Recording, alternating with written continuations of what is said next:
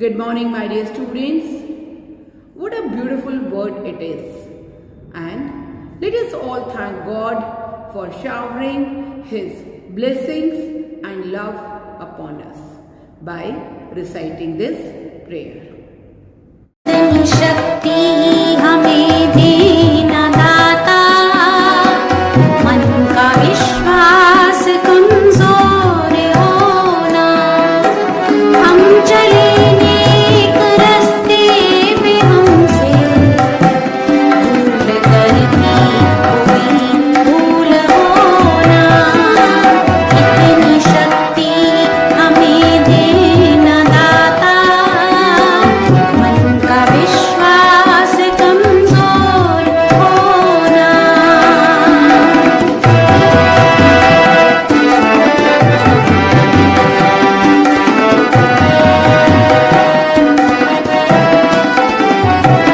दूर अज्ञान के हो अंधेरे, तू हमें ज्ञान की रोशनी दे, हर बुराई से बच के रहे हम, जितनी भी दे भली जिंदगी दे, वैर होना किसी का किसी से, भावना मन में बदले की होना, हम चले नेक रास्ते में हमसे भूल कर भी कोई भूल होना, इतनी शक्ति हमें देना दाता, मन का विश्वास कमजोर होना।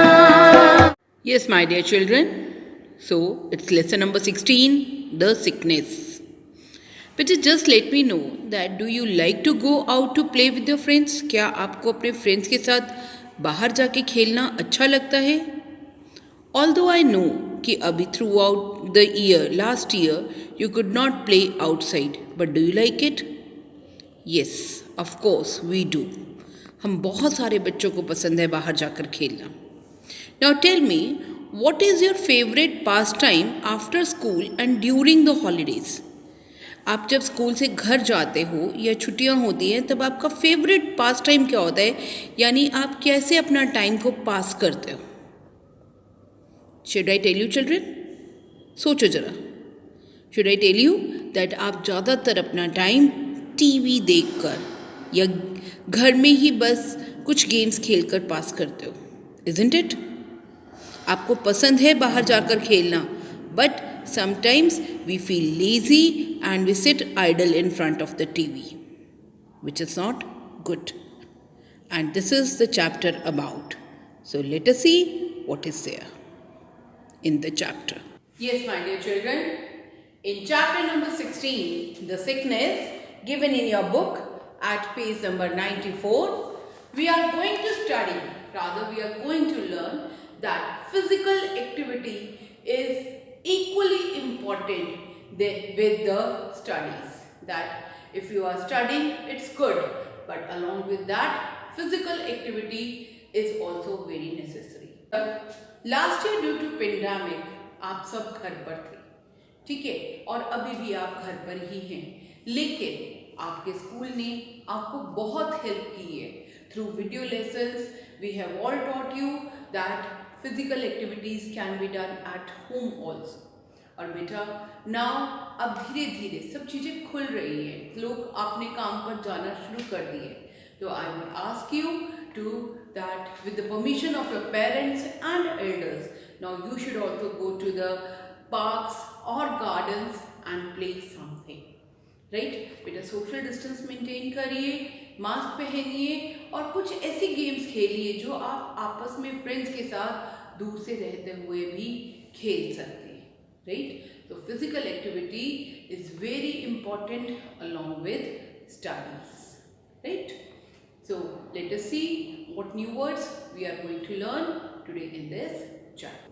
So children, here are the new words and their meanings of lesson number 16.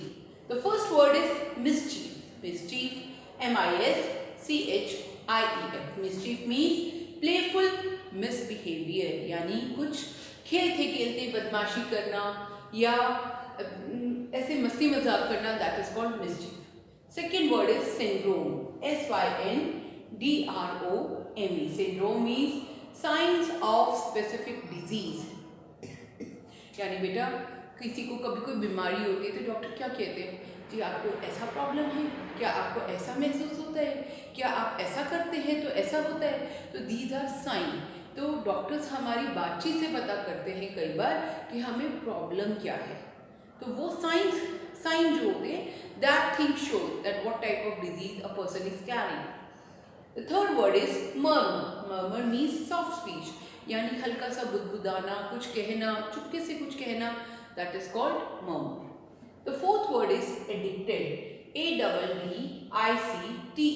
Addicted means dependent on a particular substance, यानी कई बार हमें ऐसा लगता है बच्चे कि हम एक चीज़ के बिना रह नहीं पाएंगे, हमें उसकी इतनी ज़्यादा आदत हो जाती है. For example, some are addicted to tea, that if they don't drink tea, they feel as if their body is becoming lazy, they are unable to do anything. तो अब आजकल की जो छोटी जनरेशन है, छोटे बच्चे, they are becoming addicted to mobile phones, which is very bad. तो मोबाइल फोन्स के बिना वो खाना नहीं खाते, उस पर वीडियो प्ले करते हैं, they watch the videos and then they eat food. That is really sad. और ये एडिक्शन किसी भी चीज़ की बुरी होती है. Now fifth word is immunity. Immunity, last year you must have heard this word a lot. Immunity, IMMUNITY. Immunity means ability to resist a particular infection. बेटा immunity हमारी बॉडी के अंदर इनबिल्ट होती है. So this words you will write it in your notebook and let us see what is there in the chapter. Now children, you will open your books and you will read along with me. The classroom was buzzing with excitement on Monday as the children waited for the guest teacher to arrive. हाँ जी, तो वो जब आप classroom में बैठे होते हैं, teacher नहीं होती है, तो आप लोग बड़े एक्साइटेड रहते हो, मैम कितनी देर में आएंगी, आज नया करवाएंगी, कुछ क्या सीखने को मिलेगा. तो और इसी उसमें आप बातें करते हैं. तो जब धीरे धीरे बातें करते हैं तो ऐसा लगता है बजिंग साउंड, यानी छोटी छोटी बीज की आवाज़ वो आ रही है. तो इसी तरह से the classroom was buzzing with excitement on Monday. तो मंडे को बच्चे वेट कर रहे थे अपनी गेस्ट टीचर का, कि गेस्ट टीचर आएंगी और उनको पढ़ाएंगी. देखते हैं आज क्या नया कुछ सीखने को मिलेगा. Every once in a while their school would arrange for a guest teacher to take a class for the students. तो उनका जो स्कूल था वो हर साल एक बार कुछ ऐसे अरेंजमेंट करता था ताकि कोई गेस्ट टीचर, यानी जो रूटीन आपके स्कूल टीचर नहीं है, उनके अलावा किसी गेस्ट को बुलाते थे ताकि वो स्टूडेंट्स की क्लास को ले सके. The teachers were usually professionals, dentist, soldiers, fireman. Today it was to be psychologist. बेटा देखिए हम कैसे रीड करेंगे. इसमें बेटा पी वर्ड जो है दैट इज साइलेंट. देखिए साइकोलॉजिस्ट की स्पेलिंग PSYCHOLOGIST. बेटा साइकोलॉजिस्ट कौन होते हैं? बेसिकली ये हमारी मन की जो फीलिंग्स होते हैं उनको समझते हैं, राइट. और बिहेवियर को ऑब्जर्व करते हैं, ह्यूमन बीइंग्स के बिहेवियर को ऑब्जर्व करके उनकी जो प्रॉब्लम्स होती हैं, इमोशनल प्रॉब्लम्स होती हैं, उनको सॉर्ट आउट करते हैं, राइट. तो psychologist is a person, someone who studies how human minds work. तो साइकोलॉजिस्ट कौन होते हैं? एक ऐसे पर्सन होते हैं जो स्टडी करते हैं कि ह्यूमन माइंड कैसे काम करता है या उनकी क्या प्रॉब्लम है, उनको कैसे हम लोग ठीक कर सकते हैं. तो जो टीचर आते थे बेटा, गेस्ट टीचर्स, दे वर जनरली क्या होते थे? प्रोफेशनल्स होते थे. किस चीज़ के प्रोफेशनल्स? कभी वो डेंटिस्ट होते थे तो वो आके बताते थे कि आपको अपने दांतों की केयर कैसे करनी है. सोल्जर्स होते थे कि देखिए हम बॉर्डर पे ऐसे रहते हैं, so that the children are motivated and they may opt to become a soldier in future. Fireman होते थे कि वो उन्होंने कभी कैसे मुश्किलें झेली, कैसे लोगों को बचाया. तो today it was a turn to be a psychologist. बेटा आपके स्कूल में भी हम लोग ऐसे बुलाते हैं, सो ऐसे ही उनके स्कूल में भी गेस्ट टीचर्स आते थे। The children had never met a psychologist and were very excited. Was she going to teach them to read each others mind? तो बच्चे बहुत एक्साइटेड थे कि साइकोलॉजिस्ट एक्चुअली होती क्या हैं और वो क्या करवाएंगी, एंड क्या वो हमें एक दूसरे का माइंड पढ़ना सिखाएंगी कि देखो उसके थॉट्स कैसे चल रहे हैं अब दिमाग में, क्या वो हमें ये सिखाएंगी? तो they were excited to know what she will be teaching to them. When the psychologist walked into their classroom, everyone became quiet and attentive. The class teacher was very amused to see all the children, usually noisy and full of mischief, sitting so quietly in class. तो जब psychologist enter किया room में, उन्होंने classroom में enter किया, तो everyone जो भी क्लास में था वो सब एकदम से क्वाइट यानी चुप हो गए और अटेंटिव यानी ध्यान से सुनने लगे कि अब क्या मैम क्या कहेंगी।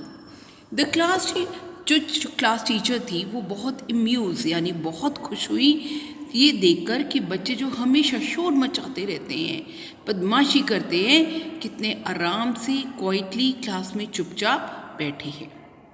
The psychologist introduced herself as doctor Shaw and then told the children that she had decided to visit the school because of a very important matter. तो साइकोलॉजिस्ट ने अपने आप को इंट्रोड्यूस कराया क्लास से कि that she was doctor Shaw, and then told the children कि उन्होंने ये डिसाइड किया कि आज वो स्कूल क्यों आई हैं, एक बहुत इम्पॉर्टेंट मैटर पे डिस्कस करने के लिए, वो बच्चों से कुछ डिस्कस करने के लिए स्कूल में आई हैं।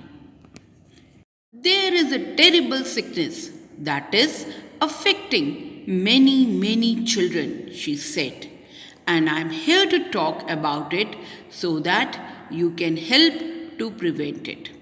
तो उन्होंने डॉक्टर शाह ने जब बोलना शुरू किया तो उन्होंने सबसे पहले कहा एक टेरिबल यानी बहुत बुरी सिकनेस यानी बीमारी है जो बच्चों को आजकल अफेक्ट कर रही है यानी उनको नुकसान पहुंचा रही है, और मैं यहाँ पर बात करने आई हूँ ताकि आपको ये मदद मिल सके कि आप उस बीमारी से बाहर आ सके।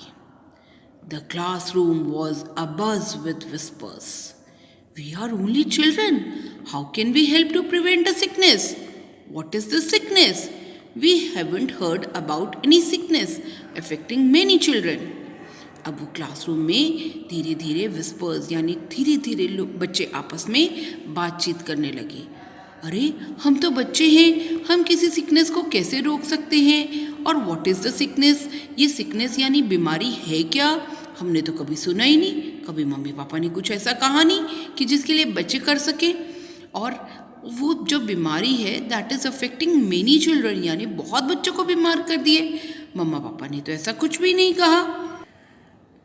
As the class teacher hushed the classroom, Dr. Shaw continued, "It is a sickness of the mind," she said. "It affects the mind first and then slowly it destroys the body." तो अब class teacher ने hush करके चुप रहने का इशारा किया और डॉक्टर शाह ने कंटिन्यू कहा कि ये सिकनेस बेसिकली माइंड ही है, ये बीमारी दिमाग की बीमारी है और जो कि पहले माइंड को इफ़ेक्ट करती है और धीरे धीरे धीरे धीरे पूरी बॉडी को डिस्ट्रॉय कर सकती है। The children were a little scared यानी डर जाना, to hear this and they looked at each other nervously यानी घबराहट में। अब बच्चे थोड़ा सा डर गए। ओ माय गॉड, पहले माइंड फिर पूरी बॉडी डिस्ट्रॉय कर देती है, ऐसी कौन सी बीमारी है? और एक दूसरे को घबराहट में देखने लगे। So children, you will read this chapter and write the word meanings in your notebook. So children, let us learn some new vocabulary words. Children, today we are going to learn some new words starting with letter X. The first one is xylophone. XYLOPHONE. Xylophone is a musical instrument. The second word is X-ray. X-R-A-Y. X-ray are the type of rays, type of light होती है बेटा, through which we can click the pictures of internal body. हमारे body के अंदर की pictures click करने में, especially bones की picture लेने में, these are very useful. The third word is Xmas. X-M-A-S, miss. This means, this is the other word for Christmas. Now, the fourth word is Xerox. X-E-R-O-X. Xerox means to have a photocopy of some paper. That is called Xerox. Children, you will write these vocabulary words in your notebook. Children, bye for now, but keep learning and smiling always.